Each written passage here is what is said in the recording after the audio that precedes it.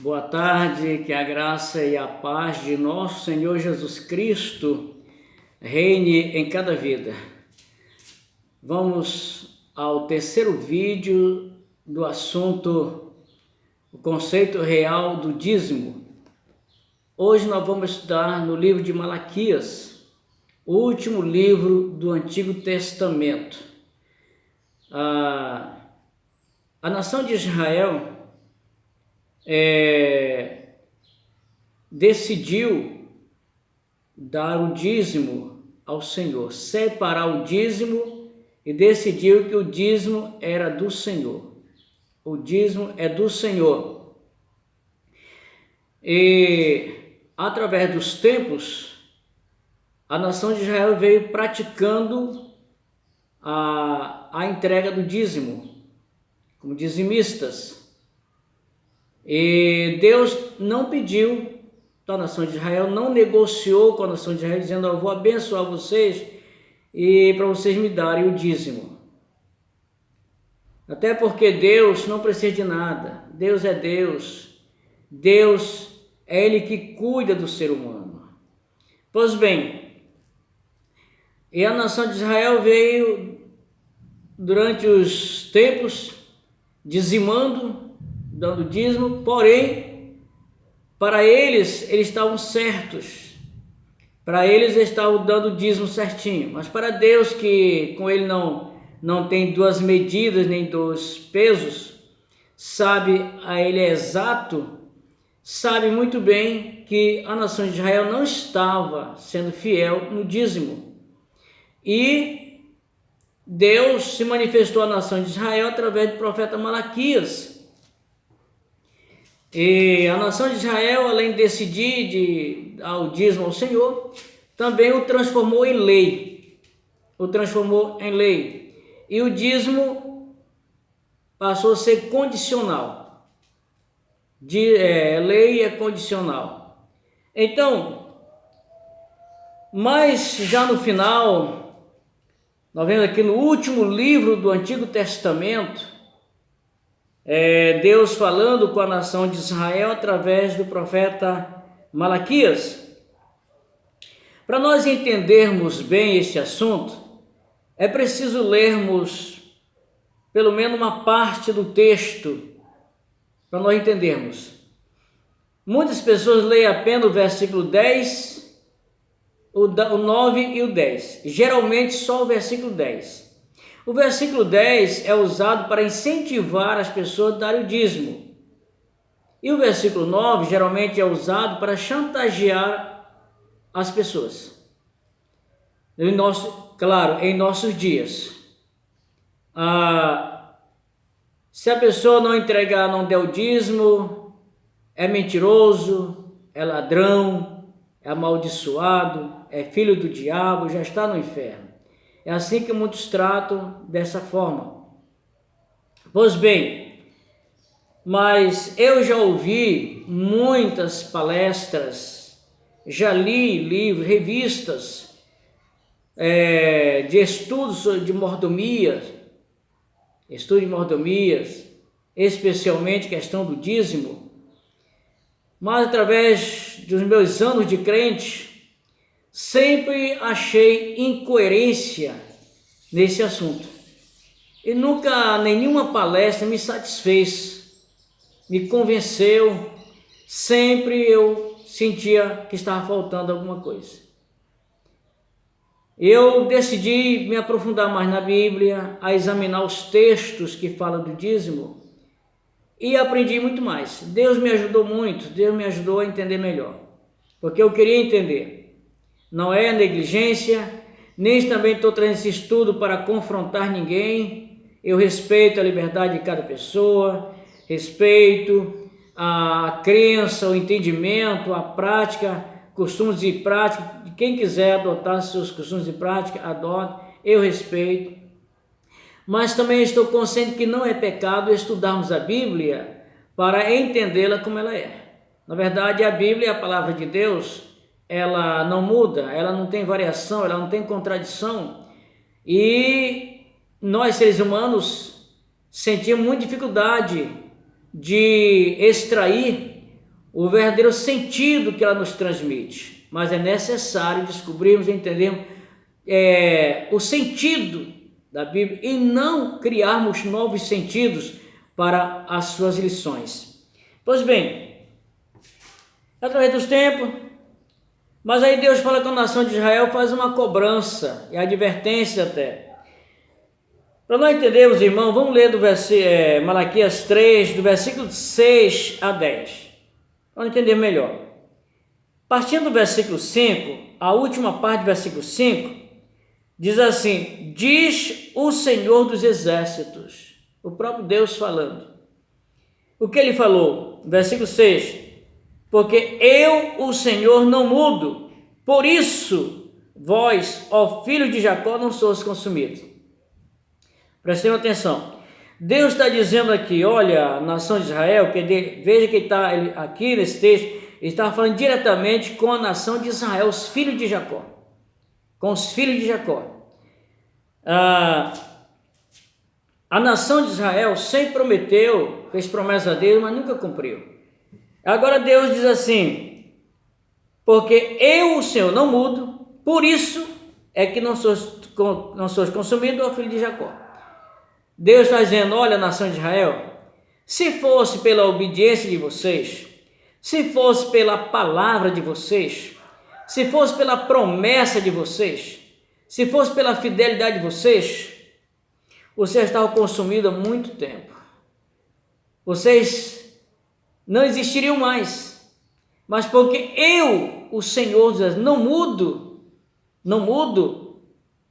a minha palavra, a minha promessa, eu a cumprirei. Eu cumpro, eu não vou, nada me vai fazer eu mudar, deixar de cumprir minha palavra, de cumprir minha promessa. Não, senhores.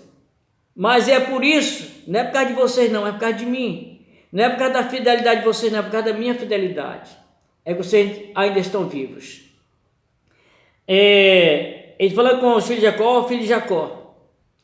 Você lembra no segundo vídeo que eu falei do caso de Jacó, a promessa que Deus fez a Jacó de abençoar através dele, através da semente dele, abençoar a todas as famílias da terra? Pois é, aquela promessa Deus está falando depois de muitos anos, agora está falando com os filhos, ou seja, com a nação de Israel, os descendentes de Jacó.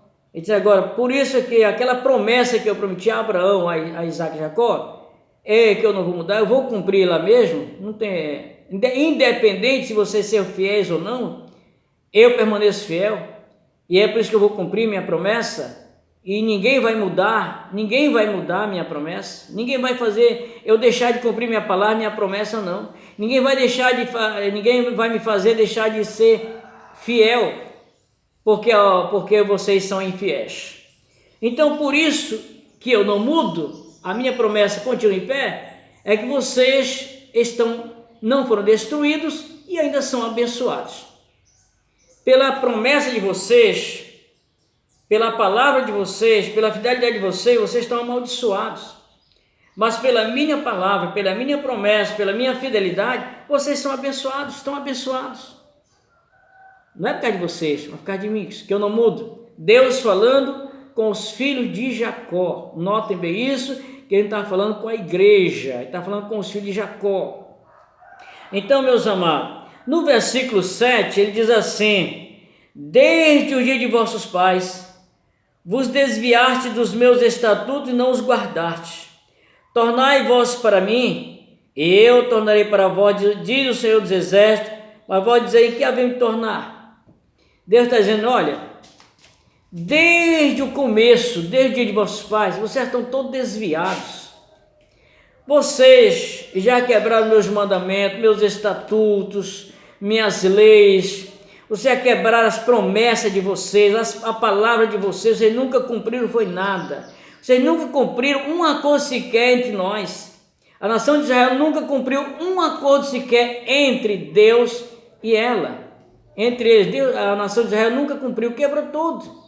Quebrou todas os acordos feitos, mas Deus continuou mantendo a sua palavra e cumprindo a sua palavra, e vai continuar mantendo e cumprindo a sua palavra, vai continuar mantendo e cumprindo a sua promessa, independente da nossa obediência, nossa fidelidade.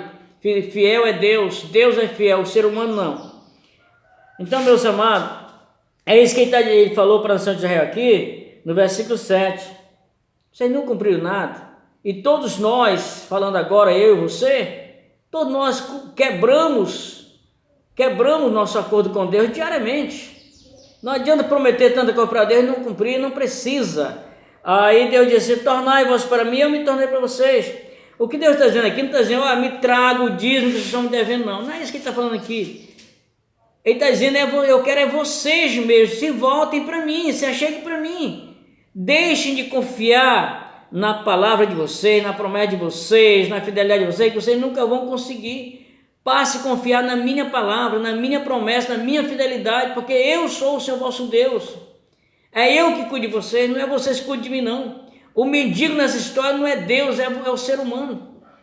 O ser humano quer ser mais do que Deus. Ele que quer dar para Deus, ele faz promessa com Deus, faz negociação com Deus, promete tanta coisa para Deus, não cumpre nada. O homem não tem nada para dar para Deus, o homem é um mendigo diante de Deus. Deus é que cuida do ser humano, Deus é que nos dá tudo. Ele é o dono do céu e da terra e tudo quanto existe. Ele não tem necessidade de nada. Então ele queria: se volte para mim, acredita na minha promessa, que nem Jacó acreditou. Acredita na minha promessa, que eu cumprirei. Então eu vou continuar cumprindo minha palavra. Aí ele diz: roubará o homem a Deus? Eles perguntam: roubará o homem a Deus? Eles estavam roubando a Deus e nem tinham consciência disso. Eles estavam trazendo o dízimo, alguma coisa lá, passava como dízimo, mas para Deus não passa, dízimo é dízimo. Muitos pregadores pegam lá, coleta e aplicam como dízimo, pegam imposto, aplicam como dízimo, pegam lá qualquer coisa lá, talentos, aplicam como dízimo. Meu amigo, cada coisa tem seu próprio sentido. Quando nós tratamos de dízimo, é 10% de tudo, sem faltar um centavo, sem faltar nada. Isso é dízimo. Então, não podemos fugir nem criar outro tipo de dízimo de qualquer coisa, não. Então vocês ainda me perguntam que te roubam nos dízimos e nas ofertas que vocês prometeram e nunca cumpriram. É nisso que estão me roubando. Aí o Senhor diz assim: com maldição eu sou amaldiçoado, porque me roubaram e me gostou da nação. Vocês prometem, vocês estão se amaldiçoando, vocês se amaldiçoam com a própria boca de vocês. Não é nem eu que amaldiçoo vocês. Vocês se amaldiçoam com a própria, porque vocês prometem porque vocês não têm condição de cumprir. Então, eu não preciso de promessa de vocês. Eu não preciso de promessa do ser humano. Deus não precisa de promessa do homem, não. Ele tem a promessa dele a cumprir, ele vai cumprir. Aí no versículo 10, ele diz assim: trazei todos os dízimos da casa do tesouro, para que haja manto na minha casa, e depois de fazer prova de mim, diz o Senhor dos Exércitos: se eu não vos abrir a janela do céu e não derramar sobre vós a benção tal, que dela vos advém a maior abastança. O que Deus está dizendo aqui, no versículo 10, é isso aqui mesmo. Preste bem atenção no sentido. Eu não estou mudando a palavra, não, mas estou aqui procurando entender o sentido desse texto aqui. Deus não está dizendo: traga o dízimo para mim, não. Ele está dizendo, o que ele está dizendo aqui é um desafio. Ele está fazendo um desafio. Até aqui vocês nunca cumpriram, até hoje, nem os pais de vocês, nem vocês cumpriram o dízimo corretamente. Todos vocês falharam, estão todos desviados. Se daqui para frente vocês conseguirem trazer todos os dízimos da casa do tesouro, para que haja mantimento na minha casa, vocês podem fazer prova de mim: se eu não vos abrir a janela do céu e não derramar sobre vós a bênção tal, quer dizer, bênção sem medida, que dela vos advém a maior abastança. Não é? Ele está falando a maior abastança. Não é uma maior abastança, a maior abastança. A abastança maior do que todas as abastanças.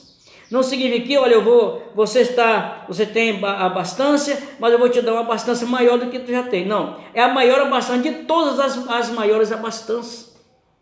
A bênção aqui é sem medida, a bênção do dízimo que ele prometeu. Se vocês conseguirem cumprir, que até vocês nunca cumpriram, vocês nunca foram fiéis ao dízimo, todo mundo vem mentindo, Vocês podem, em outras palavras aqui, eu posso pensar aqui, você pode até me chamar de mentiroso, se eu não abrir a janela do céu e não derramar uma bênção sem medida sobre vocês, que dela vez é a maior abastança. A minha pergunta é, você conhece alguém que já recebeu essa bênção sem medida?